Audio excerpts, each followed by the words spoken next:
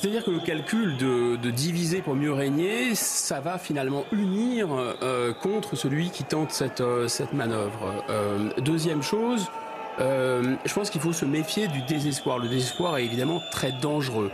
Et là, on sait qu'il y a un côté un peu désespéré, parce que les agriculteurs sont des gens très pragmatiques, ils savent compter, ils savent le montant de la PAC, je crois que on est à 380 milliards, quelque chose comme ça, et la prochaine fois, ça sera 387 milliards, c'est déjà voté, c'est acté, on ne pourra pas changer, les prix ne vont faire que s'effondrer, donc ils savent que de toute façon, ils sont au bout du rouleau, ce sont des gens qui travaillent comme des brebis, qui sont au bout du rouleau. Donc il y a un effet de désespoir qui est dangereux.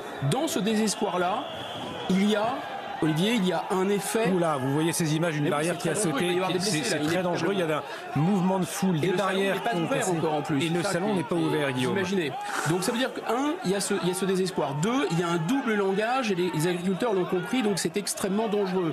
Mais dans ce double langage, il y a un effet de provocation consistant à faire une diversion avec le grand débat, inviter les soulèvements de la terre. C'est comme si vous faisiez un débat sur les feux de forêt et vous conviez les pyromanes. C'est pas possible. On va peut-être faire vivre, Guillaume Bigot, ces images que vous venez de voir en direct sur CNews, des images déconcertantes ce matin.